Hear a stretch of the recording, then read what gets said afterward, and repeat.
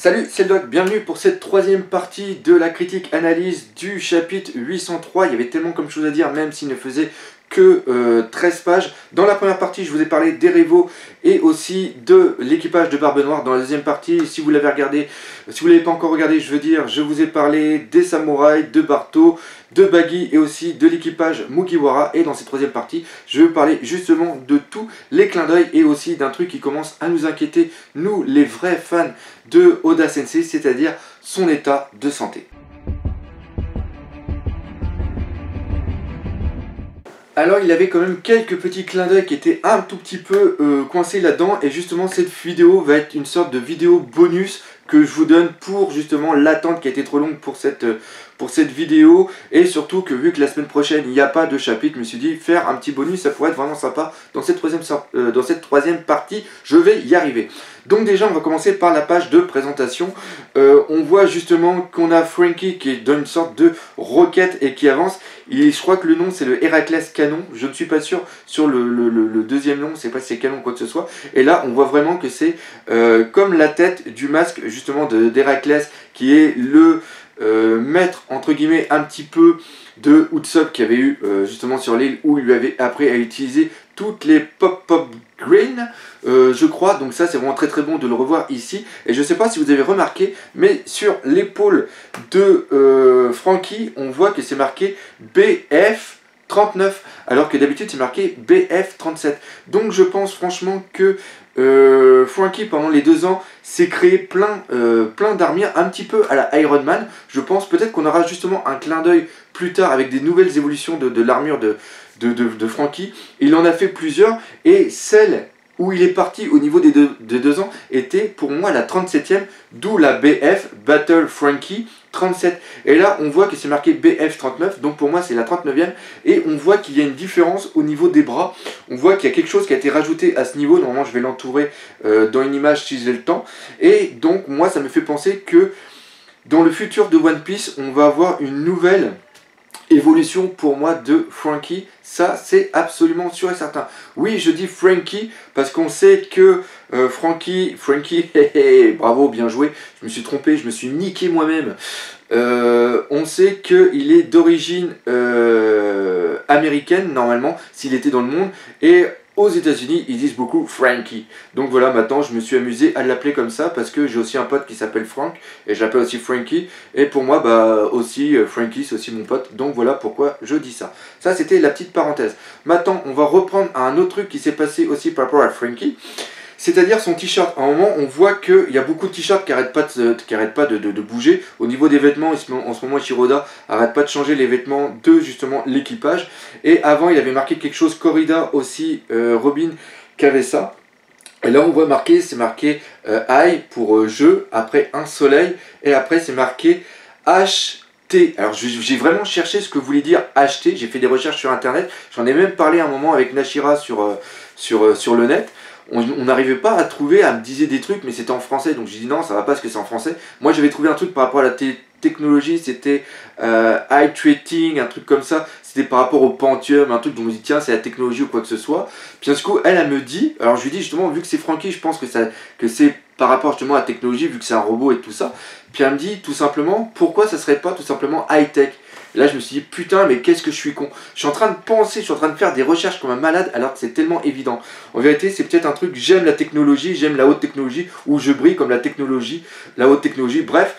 Ces t-shirts comme ça, ces petits trucs comme ça, bah c'est des trucs que moi j'aime bien faire attention, car si le t-shirt et qu'il y a ça qui est marqué dessus, c'est que ça a une importance. Ça n'a pas une importance pour le futur de One Piece, mais j'aime bien savoir pourquoi Ichiro Oda, j'aime bien trouver des sortes de petits messages, et pour moi c'est peut-être justement un t-shirt que Franky aime bien et qu'il aime se mettre. Donc voilà, ça c'était justement pour les petits passages, mais ce n'est pas tout, car il y a aussi plein d'autres trucs qui ont été faits dans ce chapitre. Un petit jeu aussi que j'aime bien justement avec les planches d'Ichiro Oda, c'est de trouver s'il y a Pandaman quelque part ou quoi que ce soit. Et là, j'ai trouvé Pandaman. Pandaman était tout simplement au centre de la vignette où on voit tout l'équipage de mercenaires de Baggy. Donc je suis bien content de l'avoir trouvé et je sais pas si vous l'aviez vu aussi.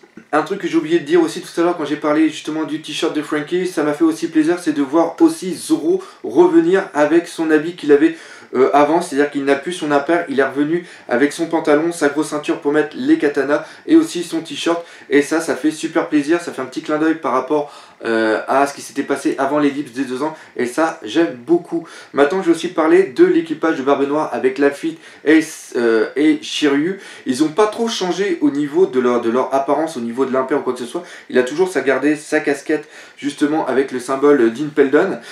Et vous remarquerez qu'il y avait des petites bouteilles de cognac qui étaient sur le côté. J'ai essayé de faire beaucoup de recherches sur les bouteilles. Enfin, j'ai fait des recherches sur les bouteilles. Il y en a une qui me faisait penser à des bouteilles de cognac. Donc, je l'ai trouvé. La bouteille de cognac correspond bien à une bouteille qui est réellement existante. Je ne sais pas si vous vous souvenez aussi à un moment quand on avait eu le flashback de Doflamingo et qui buvait une bouteille de vin. Dans ma vidéo critique analyse de l'épisode, j'avais trouvé la bouteille de vin qui était du domaine Ménez, je crois, si mes souvenirs sont bons. Bref, tout ce qu'il faut savoir, c'est que tout ce qui est dessiné, c'est souvent tiré de quelque chose qui existe dans la vraie vie, mais l'inconvénient, c'est que je n'ai pas trouvé les 2 autres bouteilles où ils appartenaient, ça je sais pas. Maintenant, vu que je parle de l'équipage de Barbe Noire, il y a un truc que j'ai pas pu vous dire tout à l'heure parce que je n'avais pas eu le temps, c'est les bateaux. On est toujours, les bateaux de la flotte justement de Barbe Noire, on est toujours dans le même domaine, dans le même registre, c'est-à-dire on a 2 putains de rondins avec des canons devant.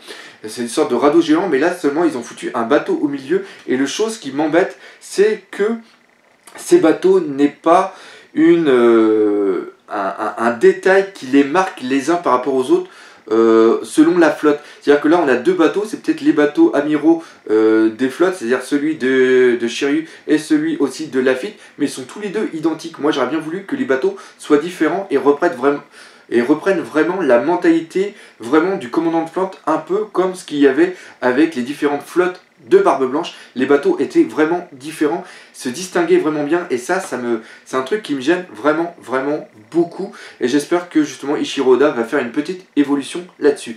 Et là, vu que je parle d'Ichiro Oda, on va parler justement du truc qui nous inquiète un petit peu, l'état de santé justement de Oda Sensei. Donc là, on va parler de Oda, et on sait que ça fait quelques temps qu'on a des pauses, ce qui est totalement normal. On a des pauses que lui se donne, j'allais dire que des pauses que lui s'impose, ça c'était très drôle. Mais ce qui se passe, c'est qu'il y a aussi eu des pauses qui ont été faites par rapport à des journées fériées au Japon. Et là, on apprend dans une interview justement de Masashi Kishimoto, le mangaka de Naruto, justement vu qu'il a fini son mangaka, vu qu'il a fini son manga, il est en train de faire une tournée mondiale et il est en ce moment au New York Comic Con. Et il paraît qu'il va peut-être venir aussi au Canada. Putain, je suis au Canada, j'aimerais bien le voir quand même, ça pourrait être vraiment cool.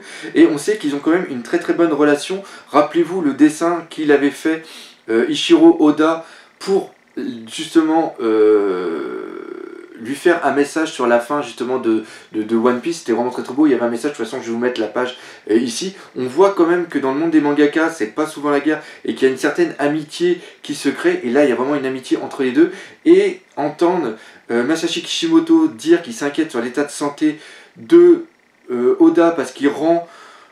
ça fait plusieurs fois qu'il rend en retard ses planches, et c'est quand même Oda, on sait que c'est quelqu'un quand même quelqu'un de très studieux. Je vais y arriver, c'est la fin des vidéos, ça commence à devenir un petit peu long là par contre.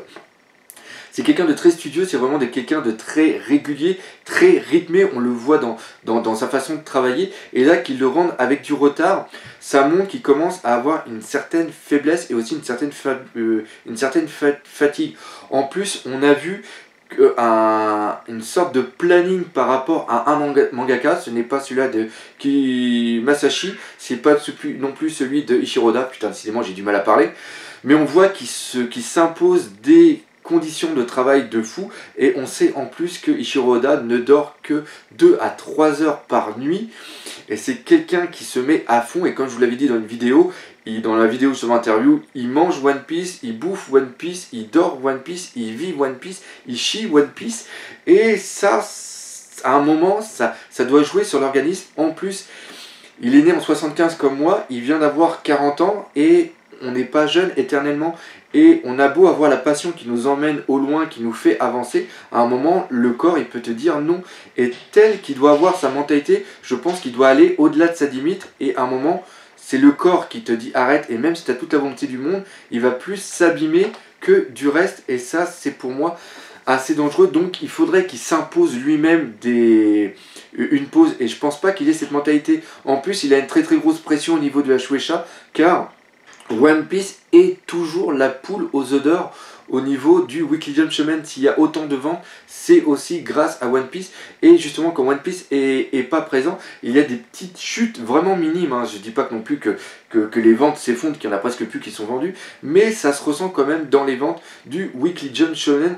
Et c'est là où nous on se dit, est-ce que One Piece peut vivre au-delà d'Ichiro Oda? C'est ça qu'il faut vraiment penser. C'est à ça que sert un petit peu cette vidéo, c'est une réflexion où il faut espérer que la Shueisha lui foute un peu la paix et lui donne une pause.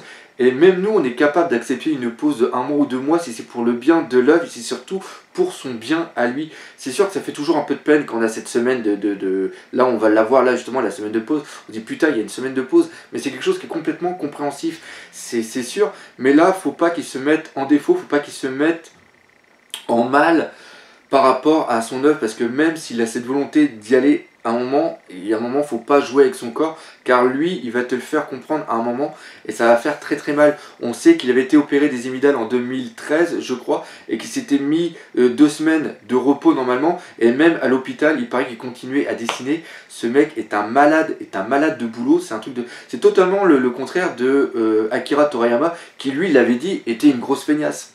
Lui, il voulait pas normalement continuer Dragon Ball aussi longtemps, mais vu que ça rapportait un petit peu de pognon, et vu aussi que grâce à la personne qui était en charge avec lui, il avait réussi à trouver des nouvelles idées, il avait réussi à mettre des choses en place, donc il se continuait. Mais lui, c'était pas son but premier de vivre pour Dragon Ball, alors que là, on sait que Ichiro Oda, lui, il vit pour son œuvre. C'est ça, c'est pas son œuvre qui le fait vivre, lui, il vit pour son œuvre. Et ça, c'est vraiment quelque chose d'énorme. Donc voilà, c'était la petite réflexion que j'avais à faire par rapport à ça.